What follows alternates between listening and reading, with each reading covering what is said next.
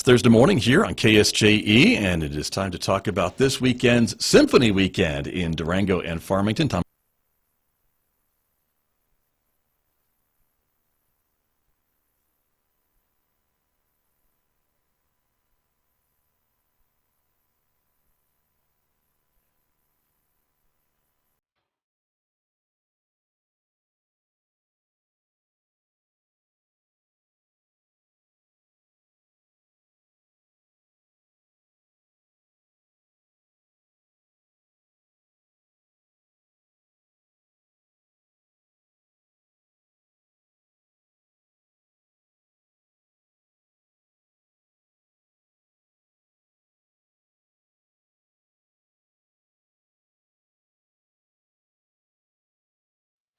11 minutes past 8 o'clock. It is Thursday morning, November 18th, 2021. Good morning, everyone. I'm Scott Michlin, and thanks for tuning in to KSJE 90.9 FM over the air, of course, here in San Juan County, New Mexico, 103.3 FM over the air in Durango, Colorado, and streaming everywhere else on the planet from our website, ksje.com. Welcome also to our viewers who are watching this visual radio program. The video is streaming live this morning out to the KSJE Facebook page, our Twitter account, and our YouTube channel. So we're glad that you're with us this morning, everybody, because coming up, a conversation with folks from San Juan County. We'll be talking a little bit about some environmental issues, also about COVID-19, and much, much more. So please stay tuned for that coming up in the next few moments right here on KSJE. The next hour, Mick Hess, host of our Roving with the Arts program, our classical music program, is featuring music this morning from Reinhold Glier. You'll hear his music coming up next hour here on KSJE. And don't forget, in addition to Facebook, YouTube, and Twitter, you can connect with us on our Instagram page as well. And if you're a podcast person, you can subscribe for free, of course, to KSJE's podcasts wherever you listen to podcasts. Places like iTunes, Spotify, iHeartRadio, Pandora, and much, much more. So check us out when you're listening to podcasts. You can subscribe to KSJE as well. Outside our studios here at San Juan College, it is partly sunny this morning, 28 degrees outside our studios here at San Juan College. We're expecting a day of increasing sunshine with a high of about 64 this afternoon, 33 overnight, and maybe a bit warmer tomorrow with sunshine in the forecast, and maybe highs around 67 on Friday. Well, let me turn to my guests who are here with me this morning. As I mentioned, from San Juan County, County Commissioner Terry Fortner is here. Good morning, and thank you for coming in this morning. Good to have you here.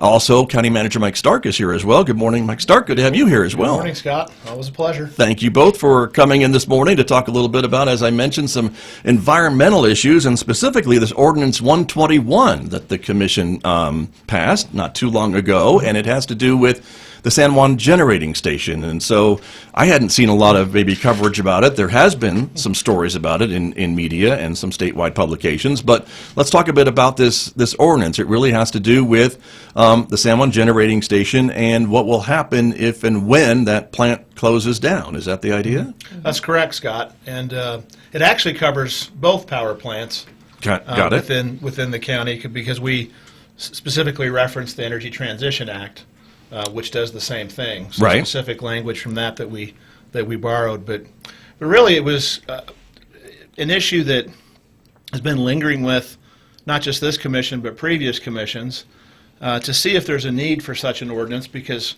when these two power plants end up ceasing operations in full, the thought is, I think the thought for most citizens and expectation would be that both plants would be fully decommissioned and demolished. Similar to what just happened recently up in Page, Arizona with the Navajo generating station. And so, right. And folks may remember those big smokestacks that were landmarks forever in that area since they were built are now gone. Are now gone. Yeah. And not a visible eyesore on the landscape or the potential as an environmental hazard. Right. And so what ultimately the commission looked at was the fact that, and the reason it wasn't previously done is the Energy Transition Act. We weren't sure how that was going to play out.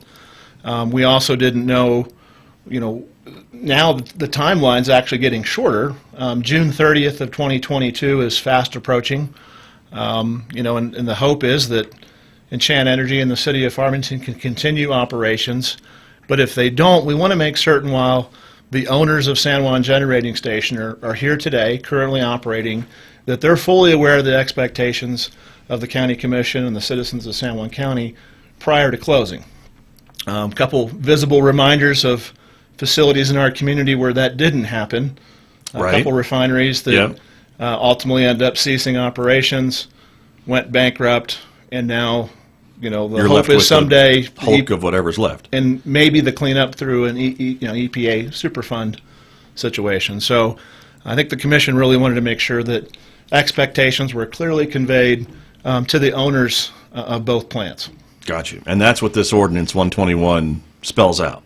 Correct. It spells out that they have to submit a decommissioning and demolition plan to the county for review. They have to do so 3 months, no later than 3 months after the facility closing, and they can do it 5 years prior to submitting such a plan. Right. It primarily does affect San Juan Generating Station. I don't think most folks realize, but they're already through the lease agreement that the owners of the Four Corners Power Plant has, the plant primarily owned and operated by Arizona Public Service, actually requires that the owners of that plant fully demolish and decommission the plant, just like the lease agreement up in Page did with the owners there Gotcha. on the Navajo Generating Station. So that really does just leave and left in question, well, what's the status at San Juan? And we had heard during the last couple of years discussions and feedback from some of the owners and statements made during testimony on the Energy Transition Act that decommissioning of San Juan could run anywhere from $30 million to $150 million. Some saying that the plan was to leave that plant, retire it in place. Others saying it was going to be a full demolition of the plant. And so knowing there was ambiguity, knowing there was uncertainty, the County Commission thought, this is the right time to make sure, like I said, that those views are expressed, those expectations are expressed, and ensure that they'll be followed through on through this ordinance, through Right. the law. And Commissioner Fortner, I mean, it's important, I would imagine, for you and your fellow commissioners that this be on the book, so to speak, and so that, again, these owners are fully aware of what they're expected to do as this plant either shuts down or moves on to the next owner or whatever the case may be. Correct. And I think as leaders in the community, it's our responsibility really to take in the whole picture of what's going on in our community as P&M is abandoning this, and we're going to be losing potentially 1,500 jobs there, that we think about what does it present for us for the future.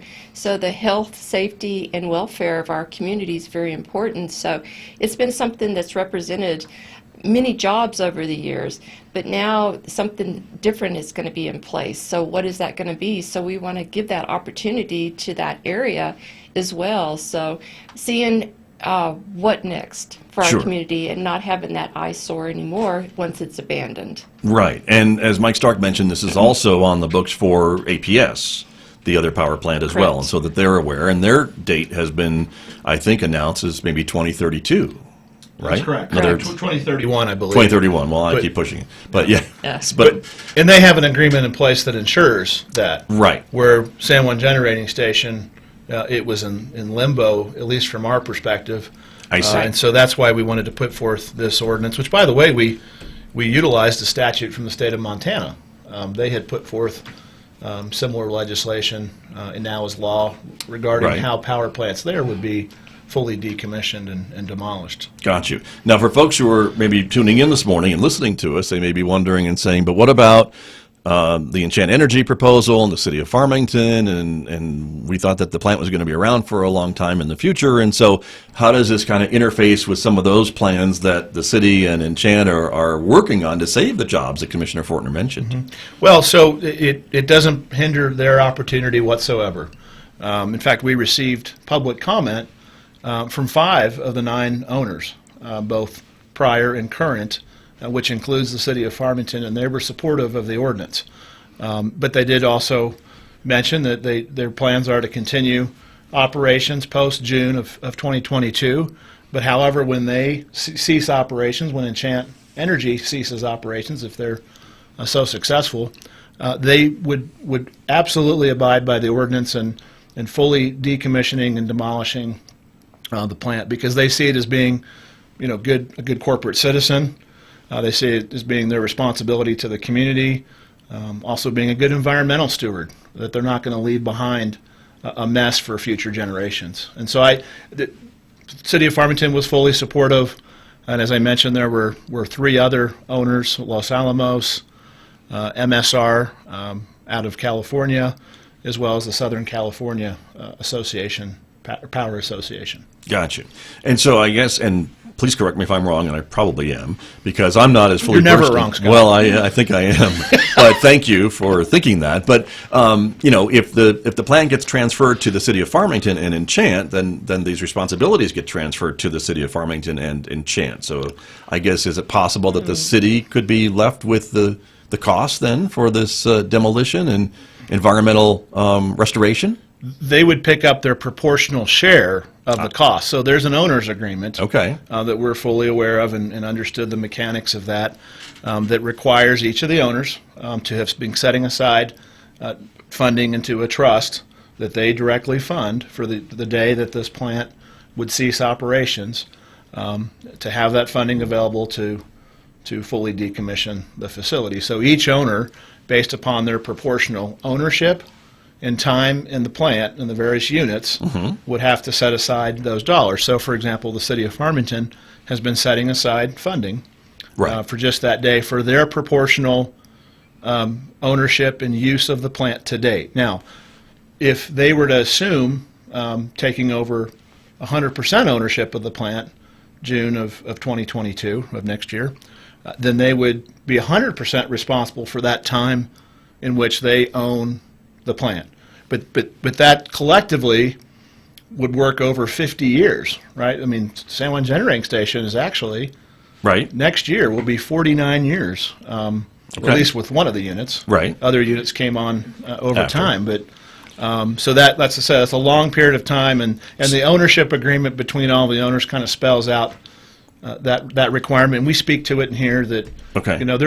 they know what their responsibilities are, and they just need to fund it accordingly. So those funds are maybe held in trust then, I guess, for all these years, and so would they be transferred to the new owner, or would the new owner be on the hook for the whole amount, I guess, is my question.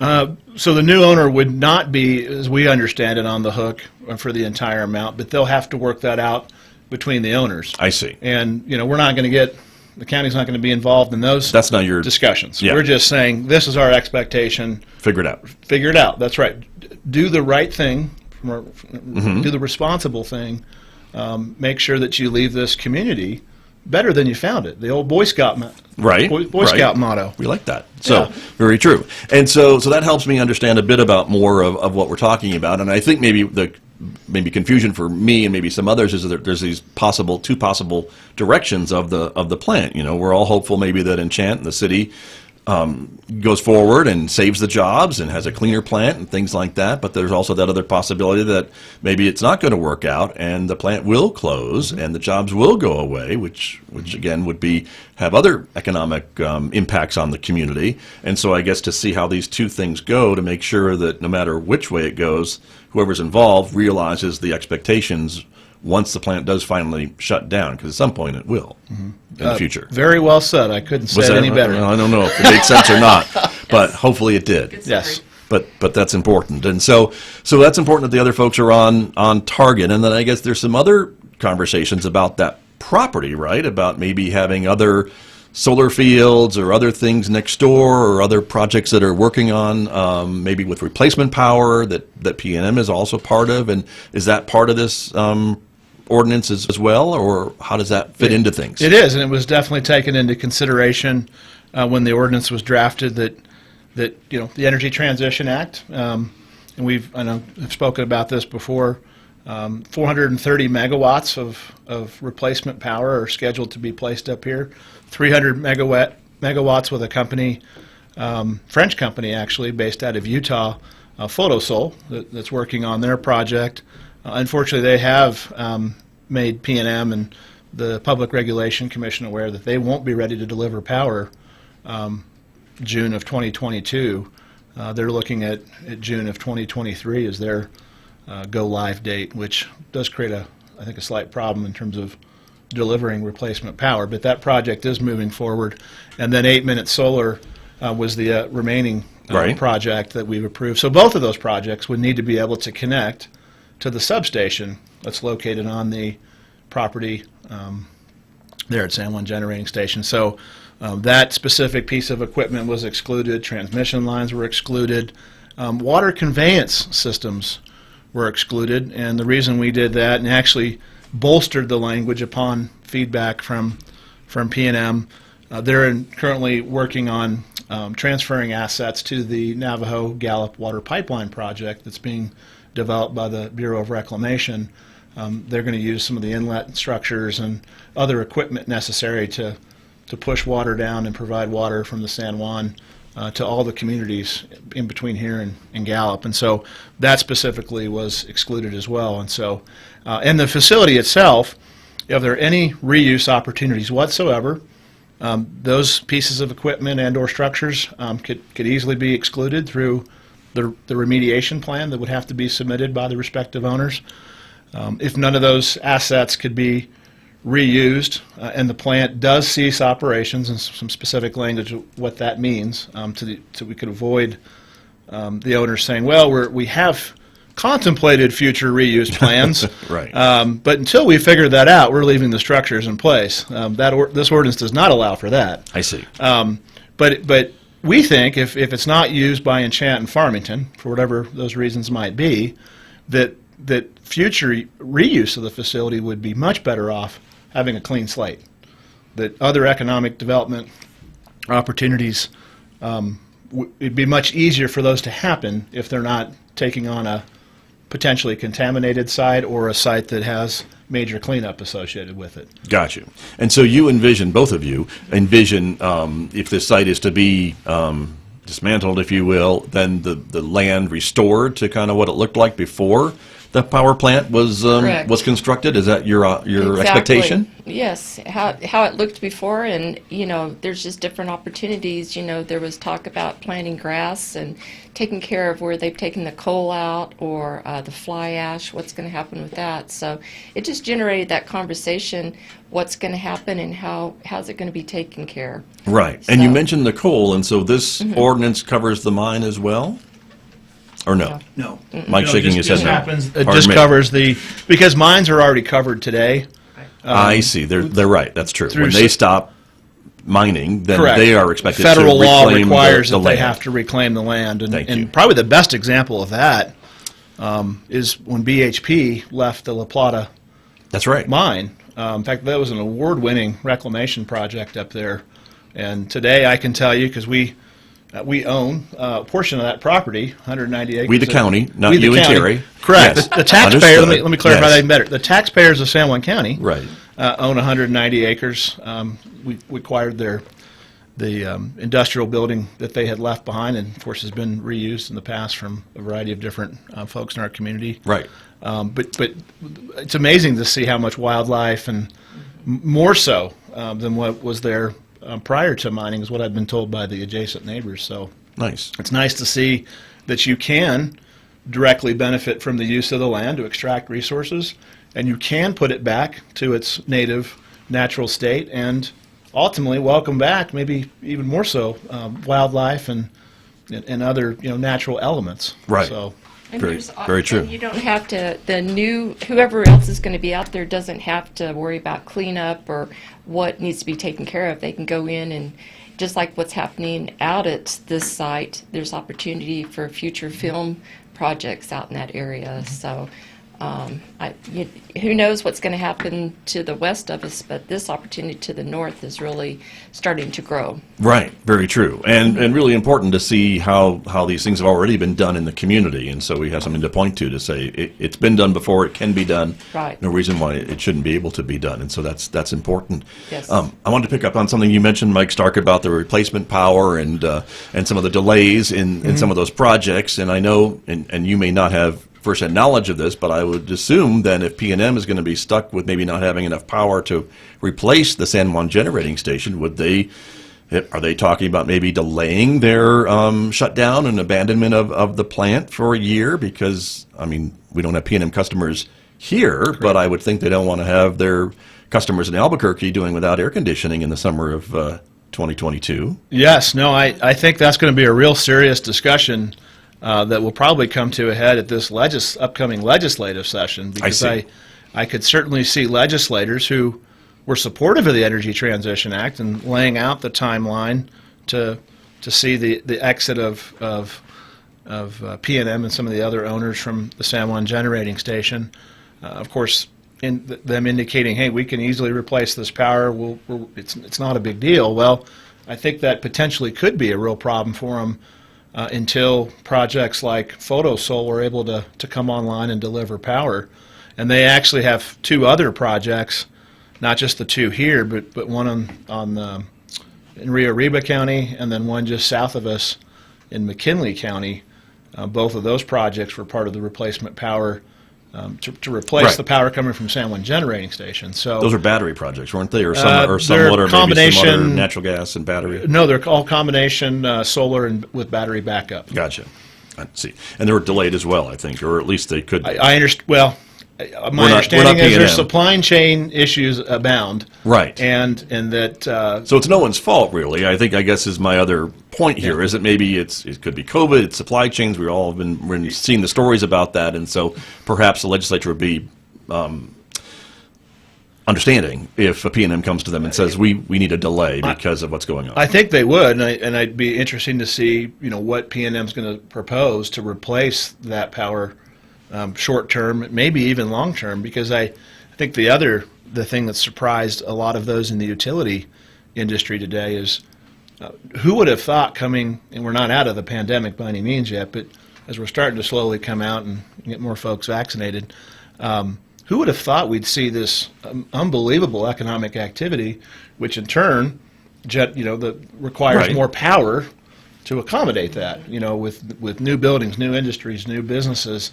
And I think that's been a challenge, too, that demand curve has come up a lot higher than they expected. So you have the combination of replacement power not going to be available and online with a higher demand projection than was expected. And so the power has to come from somewhere, because as you mentioned, folks aren't going to stand for a lack of air conditioning, or even worse, not being able to charge their cell phone. Right. Because that affects Nobody everyone. Wants that. That's true.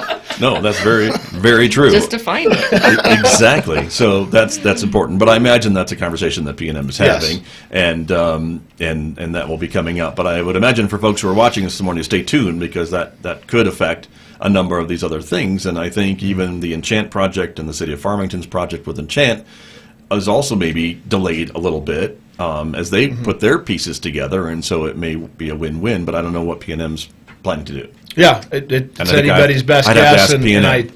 Yes, it'd be good to have them on the show to talk about it. But it's a concern, because you want to make sure that we don't take a step backward when it comes to quality of life. I mean, certain expectations that come with having reliable, affordable power. Right, very true. And these other replacement power projects, again, as we've talked about before, I mean, they are kind of designed to keep San Juan County somewhat whole, keep the Central Consolidated School District somewhat whole from the loss of tax revenue and things like that if and when the power plant shuts down. I mean, that was part of the Energy Transition Act, to kind of protect these areas because of that impact. And so that's kind of the idea behind it and why they're located where they are. Correct. And we would like to see more of that replacement power located here. In fact, we intervened on the current case before the PRC relative to P&M's exit from Four Corners and transfer of those assets to NTEC, to the Navajo Transitional Energy Company. Right. Because there'll be a loss of property tax dollars going from a privately owned corporation to a Navajo tribal-owned corporation. They wouldn't be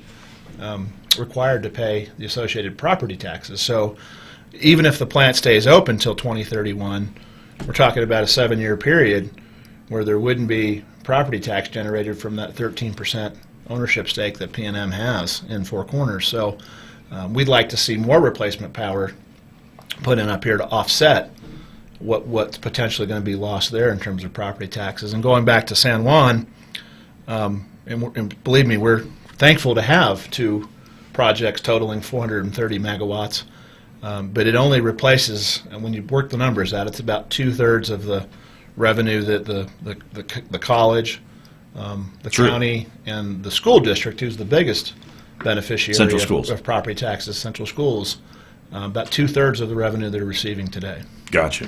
And so that is a concern, I know, here at the college and at the county, and with central schools as well. So that's moving forward. But as you mentioned, there are these other replacement projects that are starting and being built, and so that is somewhat of a help. It is, and we have other potential projects that may be coming online. Some folks that are looking at the hydrogen hub Right. legislation being proposed by the governor, and some of the opportunities that exist here. Of course, the infrastructure bill was signed this week by the president, and within that bill, there's the opportunity for 4 $2 billion each hydrogen hub demonstration grants. And so New Mexico's primed, northwest New Mexico, San Juan County, is primed to take advantage of having one of those grants end up here, Right. which would be significant for developing a new economy based upon hydrogen and specifically blue hydrogen for our area, taking natural gas, extracting out the CO2, putting it in the ground, sequestering it, and then we've got clean hydrogen fuel available for power generation, which would be, we're well suited for that. We've got water, which is why the coal-fired plants are here. We've got the land. We've got easy access to transmission, which is really the bird's nest on the ground when it comes to power projects in the U.S. today.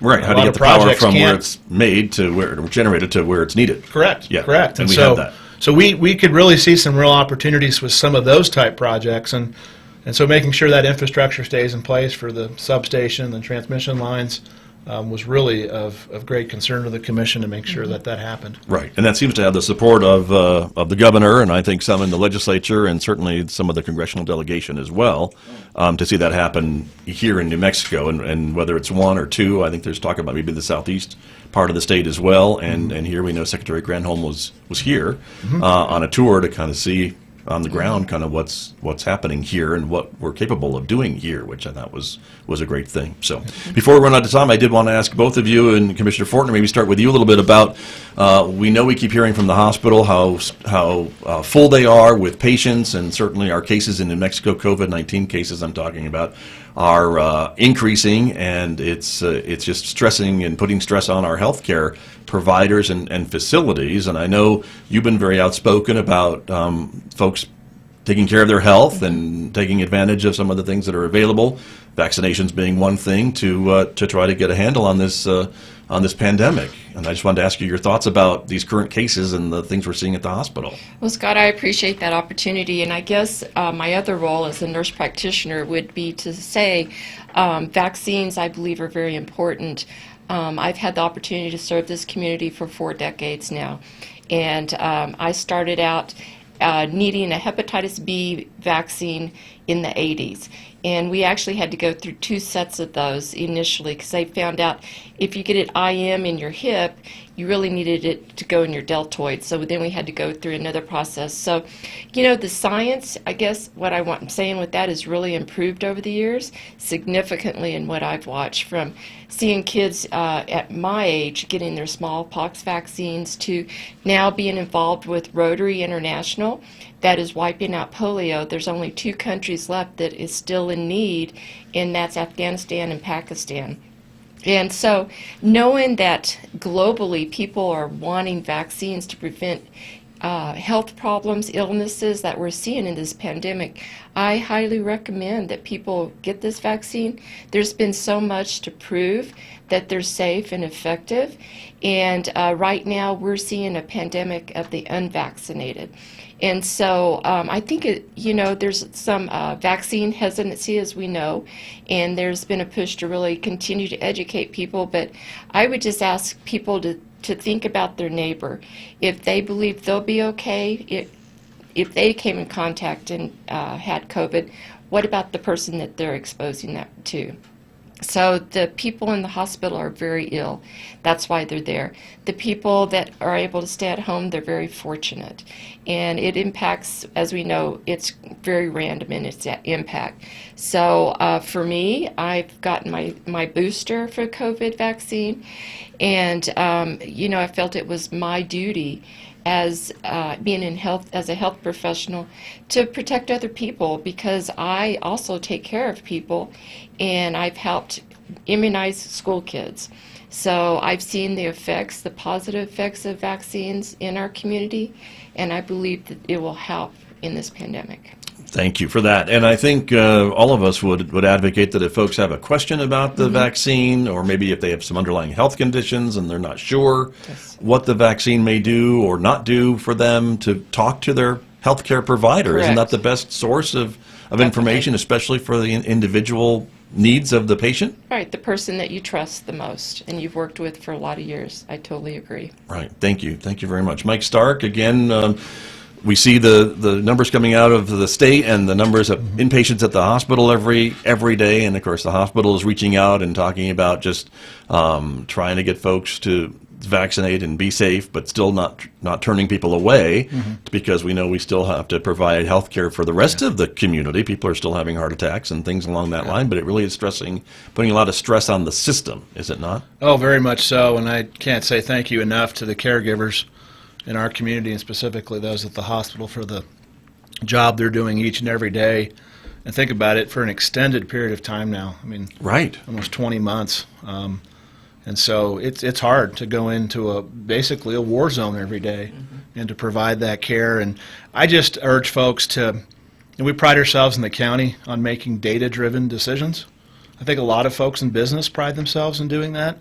Let the data, if you're having a hard time with the science or political beliefs, let the data drive your decision making. When 90% of the folks at San Juan Regional Medical Center that are hospitalized or in the ICU are unvaccinated, and the deaths, they provided a 1-month period where 15 of the 16 deaths related to COVID deaths were unvaccinated folks.